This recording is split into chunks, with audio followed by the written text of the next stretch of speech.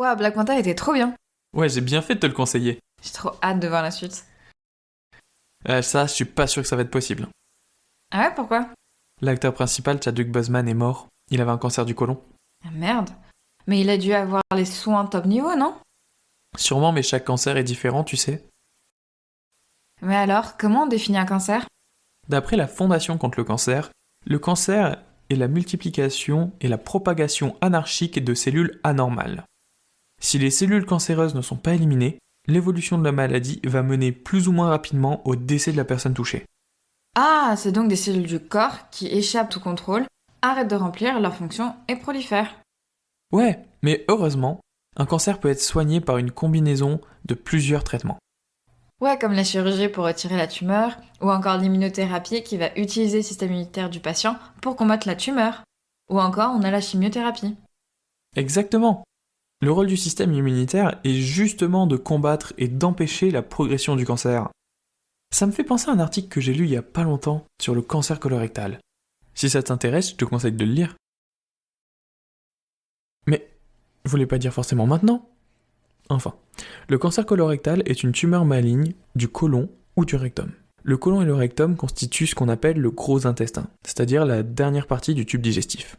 Ce cancer touche 43 000 personnes et cause 17 000 décès par an, en faisant le deuxième cancer le plus létal en France. Dans plus de 80% des cas, ce cancer provient d'une tumeur bénigne. C'est bon, j'ai fini. Waouh, déjà? On va voir si t'as vraiment compris.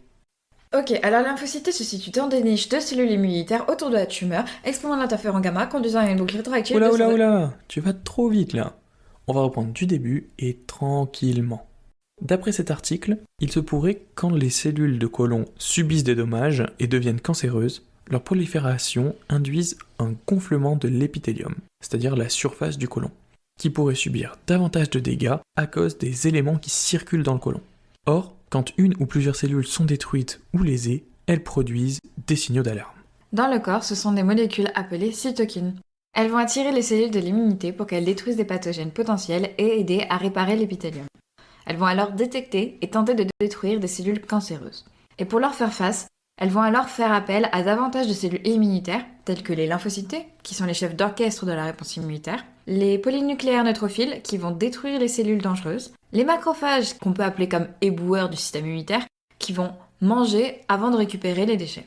Mais comme les cellules cancéreuses prolifèrent très vite, la tumeur va continuer de grandir jusqu'à ce que le système immunitaire fournisse assez de cellules pour contrôler sa croissance. Il y a alors un équilibre entre l'immunité et la tumeur.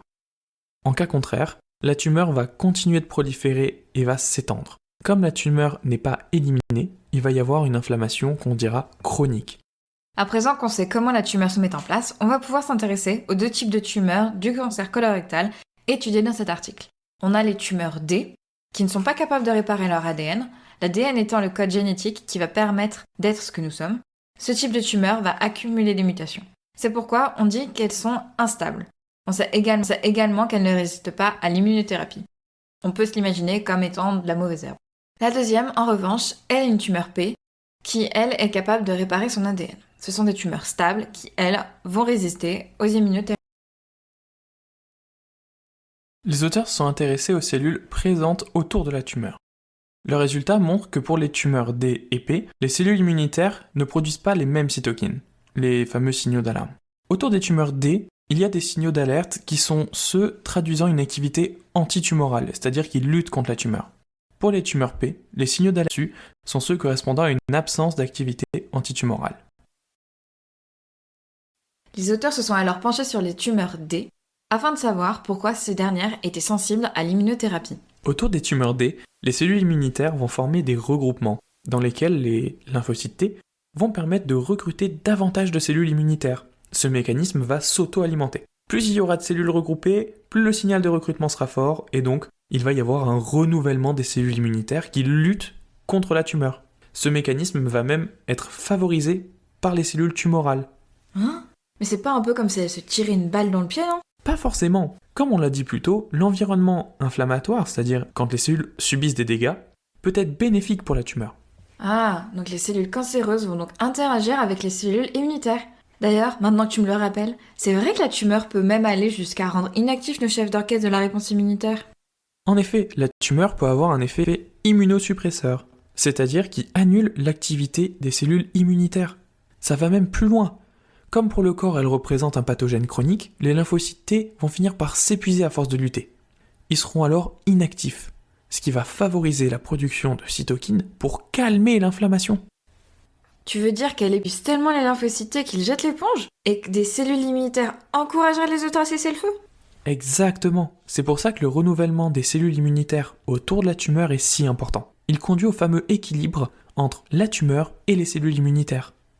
Pour conclure, les tumeurs sont composées d'un mélange de cellules cancéreuses et immunitaires, mais les cellules immunitaires au sein des tumeurs ont des comportements plus limités.